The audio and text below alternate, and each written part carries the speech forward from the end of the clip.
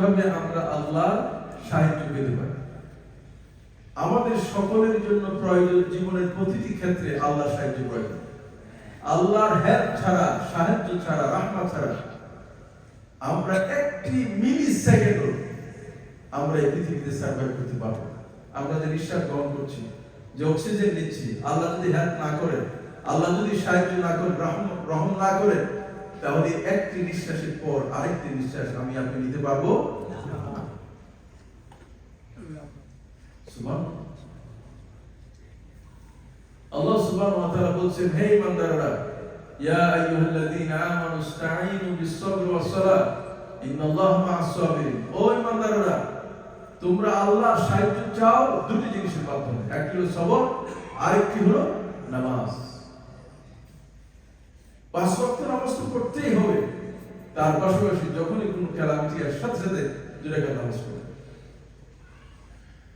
দুটি জিনিস আল্লাহ পাক বললেন, একটি হলো সবর, আরেকটি হলো সালাত, নামাজ। এই দুটি জিনিসের মাধ্যমে আল্লাহ আমাদেরকে গাইডেন্স করছেন, পথ দেখাই দিলেন যে আমার সাহায্য চাও, এই দুটি জিনিসের মাধ্যমে আমি তোমার সাহায্য করব। এবং বলে দিলেন, ইন্নাল্লাহা মা'আস-সাবিরিন, যদি সবরকারীদের অন্তর্ভুক্ত হতে পারো, মনে রেখো, বিশ্বাস রেখো, আমি তোমাদের সাথে আছি। মুফাসসিরিন কেরাম সবরকে তিন ভাগে ভাগ করেছেন। কয় ভাগে? আল্লাহ এবং তার রাসূলের আনুগত্যের ব্যাপারে সবর। আনুগত্য করার ক্ষেত্রে কিসের আনুগত্য? পাঁচ ওয়াক্ত নামাজ পড়তে হবে, হজ করতে হবে, যাকাত দিতে হবে, রাইট? এই যে ইসলামের ভালো কথা বলতে হবে, যতগুলো কমান্ড আল্লাহ পাক করেছেন, এই কাজগুলো করতে সবর দরকার। সবর ছাড়া পারবে না। নামাজের আজান হচ্ছে, ওয়ার্ল্ড কাপের খেলাও চলতেছে, নামাজ করবেন না খেলা দেখবেন, যে কি করবেন? খেলা আগে না নামাজ আগে? কাজ আগে না নামাজ আগে? তো এইটা করতে হলে সবর দরকার আছে কি? মন তো ধরে রাখতেছে না, বসে থাকবে না। আর তুমি চলে গেলে গোলটা হয়ে যাবে, তুমি চলে গেলেই গোল হয়ে যাবে, তুমি তো গোলটা দেখলে না। নামাজ পড়তে পারবে একটু পর। সবর, we need সবর, রাইট? হজের ক্ষেত্রে দেখবেন আপনি কত রকমের শয়তান এসে বলে যাচ্ছে, তোমার এখন ইয়াং এজ, পরে করো, সময় আছে। এইভাবে করে প্রত্যেক থেকে ফজরের নামাজে আসবেন, আপনি ঘুম থেকে উঠে সবরের প্রয়োজন। শয়তান তো মেসেজ করতেছে, খুব মেসেজ করে আমাদেরকে, এখন 1 আওয়ার টাইম আছে। এই যে অবস্থায় সবর না হলে আপনি ঘুম থেকে উঠতে পারবেন না। আপনি দ্রুত ঘুম থেকে উঠে ওযু করে আপনি নামাজ পড়তে পারবেন না, যদি না সবর না থাকে। তাহলে জীবনের প্রতিটি ক্ষেত্রে আপনাকে সবর প্রয়োজন, আল্লাহর হুকুম মানতে, রাসূলের অনুসরণ করতে। এক নম্বর। দুই নম্বর হচ্ছে সবর আনিল মাসিয়া, গুনাহ থেকে বাঁচার জন্য সবর। একজনের গীবত করা, আমি বলি যে শয়তান একটা টক মিষ্টি ঝাল দিয়ে রাখে, এইটা সবর না হলে আপনি এই গুনাহ থেকে বাঁচতে পারবেন না। একজনে আপনাকে গালি দিছে, গালির বদলে আপনি আরো 3টা গালি শুনাই দিবেন, এখন মেজাজের কড়া হয়ে যাবে। এই কড়া অবস্থায় আপনি নিজেকে কন্ট্রোল করতে পারবেন না যদি না সবর না থাকে। খেয়াল করবেন, আপনি বউর সাথে ঝামেলা হইতেছে, কথা বলছে, একটা সহ্য হচ্ছে না, আপনি সবর না থাকলে আপনি তো সেদিন দারোগা হয়ে যাবেন, ঠিক না? প্রতিটি ক্ষেত্রে জীবনের মিলাই দেখবেন, প্রতিটি ক্ষেত্রে আপনি গুনাহের কাজ যখনই আসবে, সবর না থাকলে এর থেকে বাঁচতে পারবেন। দাঁড়িয়ে রাখতে হলে সবর লাগে না? লাগে না? আপনি এই মাত্র দাঁড়িয়ে রাখলেন, গেলে দেখবেন, হ্যাঁ ভাই আপনি কবে আবার এরকম হয়নি। বাবা ভাইকে বললো যে তোমার তো এখন দেখে একেবারে বুড়ো লাগতেছে, বিপদ। কোথাও কাজের জন্য গেলে বলে দাঁড়িয়ে থাকতে তো আপনাকে জব নিতে পারবো না। ইয়েস আর নো? এই যে তাহলে আপনাকে সবর দরকার। এক্ষেত্রে গুনাহ থেকে বাঁচতে হলে, একটি সুন্দরী রমণী আপনি দেখলেন, কথা বলতে মন চাইতেছে, আপনি ওর থেকে বাঁচতে হলে সবর লাগবে কি লাগবে না? জি। এই সেলফোনে ঝামেলা আছে না নাই? কম্পিউটার আছে না নাই? পার্কে আছে না নাই? গাড়িতে আছে না নাই? সব জায়গায় যে এই ঝামেলা আছে, ঝামেলা থেকে বাঁচার জন্য সবর লাগবে।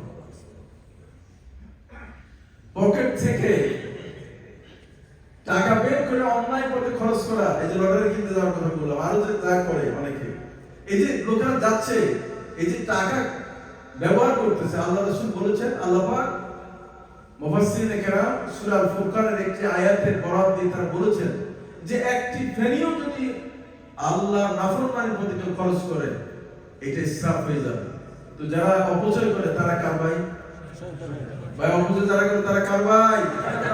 কেউ কি সন্তানের ভাই হতে চান? অথচ আমি আর আপনি কত জায়গায় অপচয় করে ফেলতেছি। আনিল মাসি, সবর আনিল মাসি। 3 নম্বর হলো সবর আলাল বালা। রোগ শোক বিপদ আপদ নানান কিছু আসে আমাদের জীবনে, এক্ষেত্রে সবর করতে হবে। যেটা আল্লাহ আমার কোন ভুলের কারণে হতে হয়েছে, আল্লাহ সাহায্য করবে। কোন এক সময় দেখবেন 1 বছর 100,000 ইনকাম করে ফেলছে, আরেক বছর 30,000 ডলার, এরকম হয় না? যারা বিজনেস করেন দেখবেন বিজনেস 6 মাস খুব ভালো আছে, আপনার কোনো কাজে নেই। মাথায় রাখতে হবে এই সবগুলো টেস্ট বাই আল্লাহ সুবহানাহু ওয়া তাআলা। আল্লাহ বলেন وَلَنَبْلُوَنَّكُمْ بِشَيْءٍ مِنَ الْخَوْفِ وَالْجُوعِ وَنَقْصٍ مِنَ الْأَمْوَالِ وَالْأَنفُسِ وَالثَّمَرَاتِ وَبَشِّرِ الصَّابِرِينَ। যে আমি তোমাদেরকে অবশ্যই পরীক্ষা করব, জীবনের নোকসানি করে, জীবনের ক্ষতি করে, ব্যবসার ক্ষতি করে, নানা ধরনের তোমাদের ফসলের ক্ষতি করে, এরকম নানা ধরনের বিপদ আপদ পরীক্ষা করব। ওয়াবাশশিরিস সাবিরিন, যারা সবর করতে পারবা তাদের জন্য সুসংবাদ। কারা সবর করে? আল্লাযীনা ইযা আসাবাতহুম মুসিবা ক্বালু ইন্না লিল্লাহি ওয়া ইন্না ইলাইহি রাজিউন। যারা বলে, যখন কোনো মুসিবত আসে তারা বলে ইন্না লিল্লাহি, নিশ্চয় আমরা কার জন্য? কার জন্য আমরা? ওয়া ইন্না ইলাইহি রাজিউন, আর কার দিকে যাব? আল্লাহর কাছে চলে যাব। যারা উলাইকা আলাইহিম সালাওয়াতুম মির রাব্বিহিম ওয়া রাহমাহ ওয়া উলাইকা হুমুল মুফলিহুন। যারা এই কাজগুলো করবে তাদের প্রতি আল্লাহর করুণা, আল্লাহর ক্ষমা, আল্লাহর রাহমাত, আল্লাহর গাইডেন্স তাদের জন্য।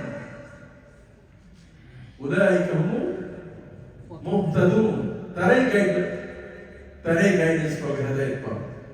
সম্মানিত ভাই বোন, আমরা যদি জীবনে অনেক ক্ষেত্রে আমরা দেখুন আল্লাহর সাহায্য চাই, এটা হচ্ছে সবচেয়ে বড় জিনিস, বড় পাওনা আমাদের। আমি অনুরোধ করব জীবনের প্রতিটি ক্ষেত্রে এই দুটি জিনিসের বিষয় মাথায় রাখতে হবে, সবর আর একটু সালাত।